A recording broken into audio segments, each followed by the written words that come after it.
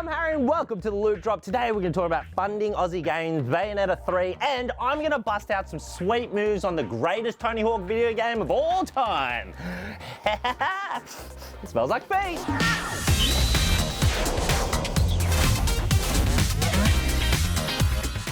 Now let's start off with some great news. Screen Australia has announced $4 million in funding for Aussie video game developers. Now that money's split up across 31 small to medium independent studios all across Australia. And that's a big list of games and they all deserve your attention. But here are my top picks. Bits and Bops by Tempo Lab Games. Now this is a cute and wholesome rhythm game with beautiful art. It kind of looks like an homage to one of the greatest video games ever made, Rhythm Heaven.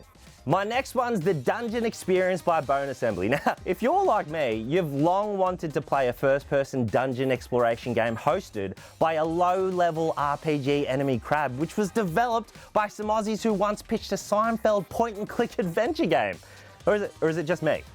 Last but not least, enter the Chronosphere by Effort Star.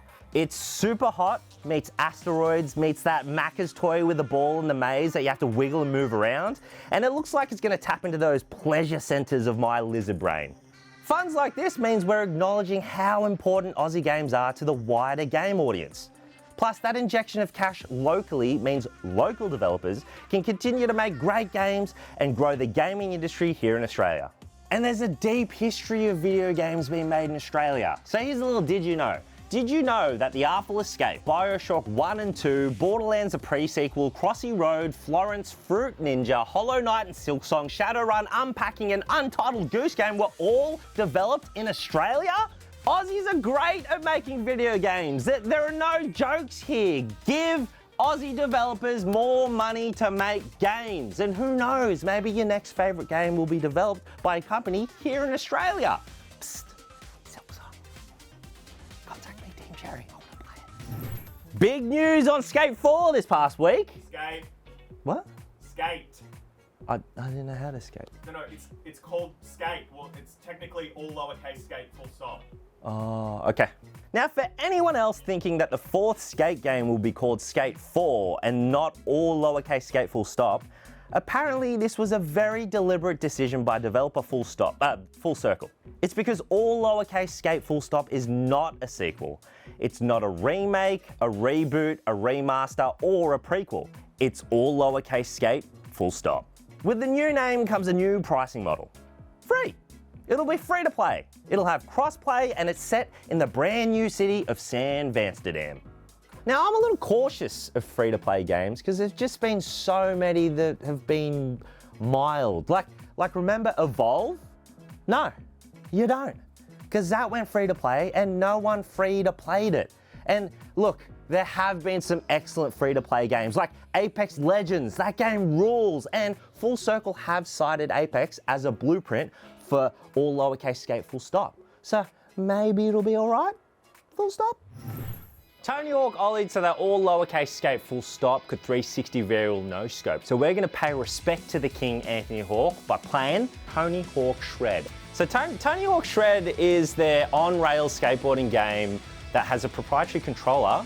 It's got motion controls, no Kinect, by the way, it's all in the board. And we're gonna do a different setup today because it's a special occasion. We've got face cam for thinking, we got a little foot cam, skate cam for dancing. All right, let's get it going. The board must be calibrated before proceeding. Okay, all right. Okay.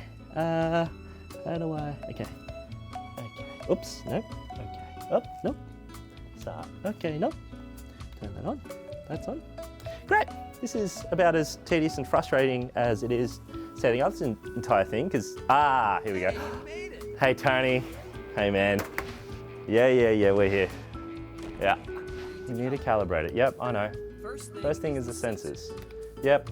Gonna step away from just a little bit more. Doesn't this shred? Something didn't go through. Okay, I mucked it up. Great. No one move. Away from the side sensor. 3, 2, 1. All right, time to skate. We need to pitch the nose of the board into Oh. the air. You're going Okay, to more. Oh, shoot. It looks Pretty like easy. the board is facing the wrong direction. Oh, it's facing the wrong direction. So that the start button is facing the left side of the screen. You do wonder how they didn't sell more copies of this game, huh? Step on the nose and make sure that you cover the front. Step on the nose, make sure the cover. But that's what I did, Tony. Second, step on the nose. And go. Okay. All finished. All right, we're done. Oh, I got an achievement for calibrating. A lot of friends had Tony Hawk. I didn't have it, but I'll show them. Watch this. Woo!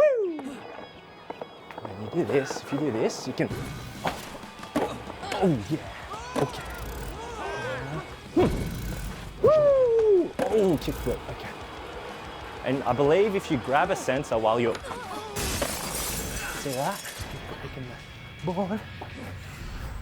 Oh! Ah, my finger. Ah. Timing. Sensor. Yeah. All right. And middle path. Grind again.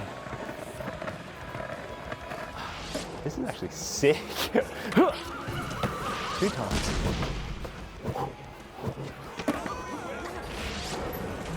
Yeah. Oh, flip into a grind. Ollie again. Grind again. Ollie again.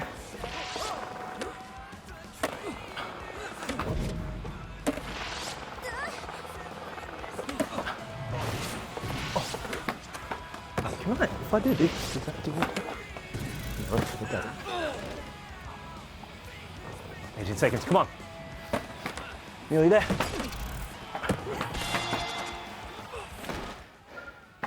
So that was Tony Hawk Shred. I feel like Little Lowercase Skate Full Stop has some big shoes to fill because not only am I shredding, I'm exercising as well and impressing all of my friends. Oh, you weren't watching? They'll watch the video. Nintendo's just been firing out announcements lately. Bayonetta 3 finally has a release date of October 28th, and let me tell you, it's been a long 8 years since Bayonetta 2. The release date trailer showed off some of that classic Platinum Games action and a bit more of a new playable character, Viola, which included a smorgasbord of katana slicing, summoning, and grapple hook traversal.